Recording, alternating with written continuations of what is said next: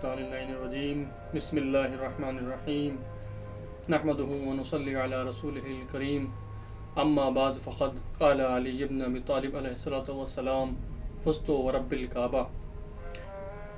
عزیزان محترم، ایام شہادت امام علی ہیں۔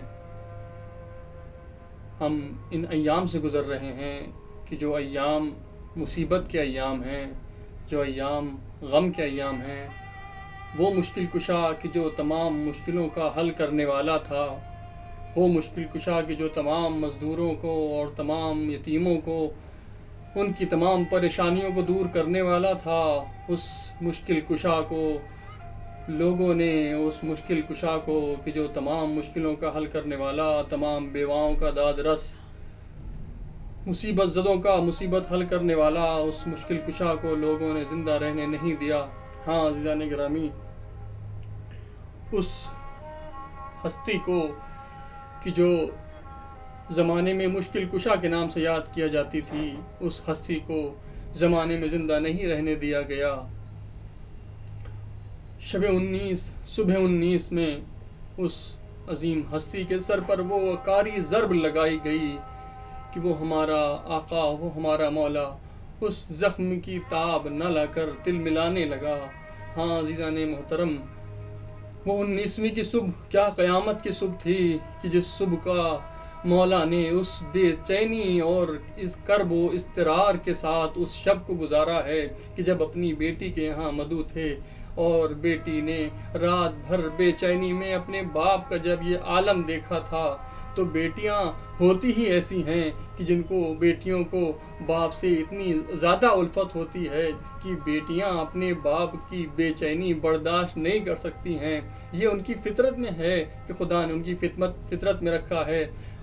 کلثوم نے جب اپنے باپ کی یہ کیفیت دیکھی کہ باپ کو نہ بستر پر قرار ہے، نہ مسلح پر قرار ہے، کبھی صحن خانہ میں آتے ہیں، کبھی واپس کمرے میں جاتے ہیں، جب اپنے باپ سے پوچھا، اے بابا یہ آپ کی کیا کیفیت ہے، یہ آپ کا کیا انداز ہے، تو امام علی نے کہا، اے بیٹی یہ وہی شب ہے کہ جس کا مجھ سے وعدہ کیا تھا، یہ وہی شب ہے کہ جس کی مجھے خبر دی گئی تھی، یہ تمہارے بابا کی آج آخری شب ہے۔ کلثوم نے گریہ کرنا شروع کیا۔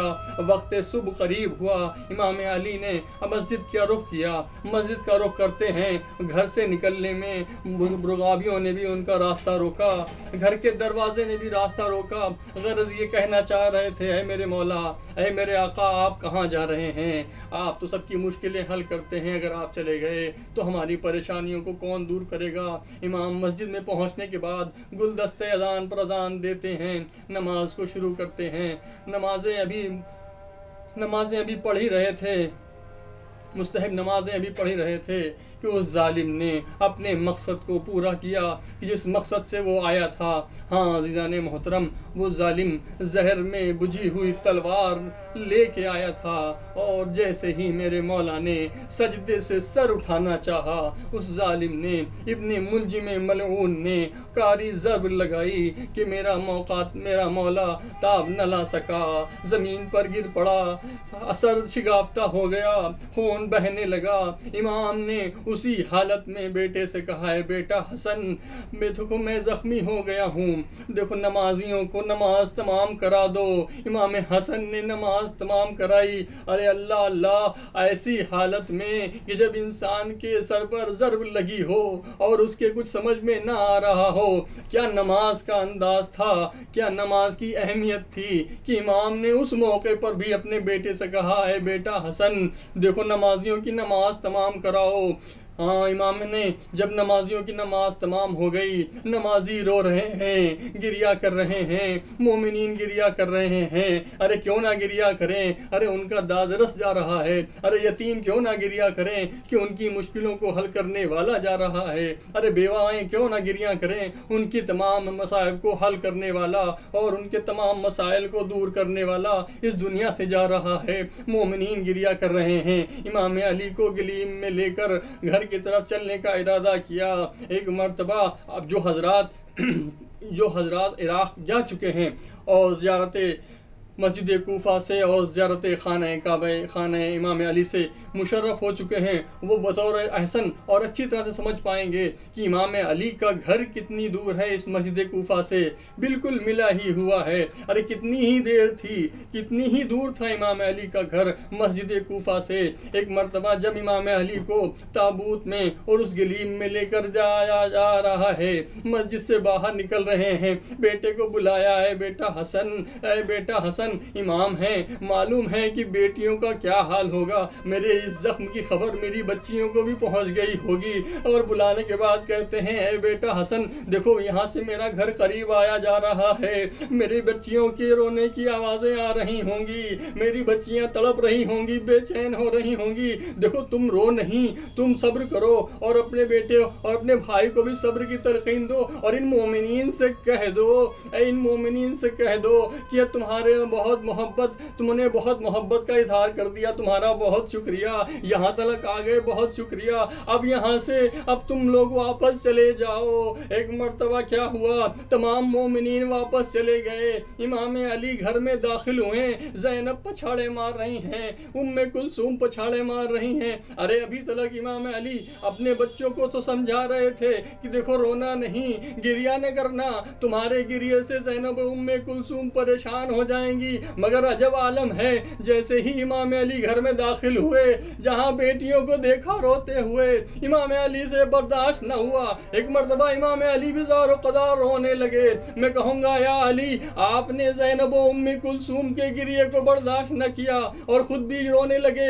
آئیے ذرا کربلا کے میدان میں، جب یہی زینب ہے اور کچھ ہی دوری سے اس کے ماں جائے کا گلا کٹ رہا ہے، اور یہ زینب قسمہ پرسی کے عالم میں کہہ رہی ہے ارے کوئی ہے میرے ماں جائے کو بچانے والا، گریہ کر رہی ہے، تو آپ اس موقع پر کیا کریں گے کہ جب زینب کے اوپر وہ مصیبتیں پڑیں گی؟ زینب و کلثوم کے گریے کو امام علی بھی برداشت نہ کر سکے۔ وہ عالم ہے کہ اب طبیب کو بلایا جا رہا ہے، جناب عباس سے کہا گیا اے عباس جاؤ ذرا طبیب کو لے کے آؤ، دیکھے تو میرے بابا کا کیا حال ہے۔ جناب عباس دوڑے دوڑے گئے ہیں اور طبیب کو لے کے آئے ہیں۔ طبیب آیا، طبیب نے جیسے ہی امام کے سر سے اس لال کپڑے کو ہٹایا کہ جو خون میں تر تھا، ایک مرتبہ جب طبیب نے دیکھا کہ میرے مولا کا سر دو پارا ہو چکا ہے، زخم سے چور ہے اور سم سے اور زہر سے مسموم ہو چکا ہے، سر پکڑ کر بیٹھ گیا۔ ایک مرتبہ کہتا ہے، بڑے بھائی کو بلا کر کہتا ہے اے حسن تم ادھر آؤ۔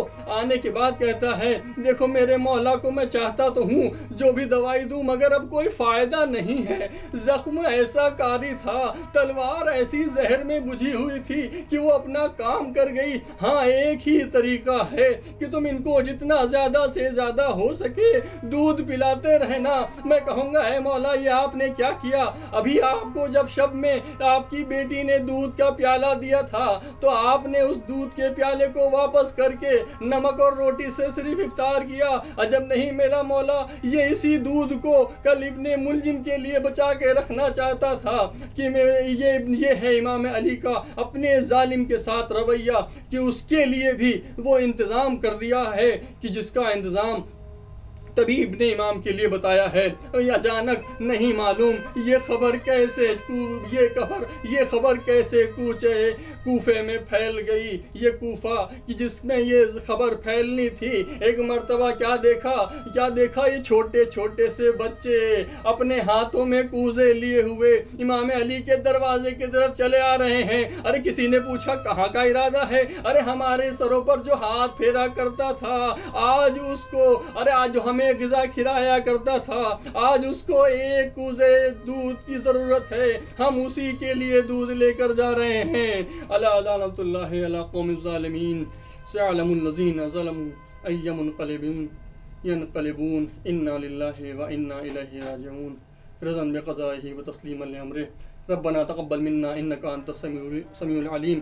پروردگارا ہمارے اس مختصر سے ذکر کو قبول فرما، پروردگار ہمیں امام علی علیہ السلام کی سیرت پر چلنے کی توفیق عطا فرما، پروردگار ہمیں حقیقی معنوں میں محب اہل بیت میں سے شمار فرما، پروردگار ہمارے امام کو ہم سے راضی و خوشنود فرما اور ان کے ظہور میں جلد از جلد تاجیل فرما۔ اللہم صلی علی محمد و آل محمد۔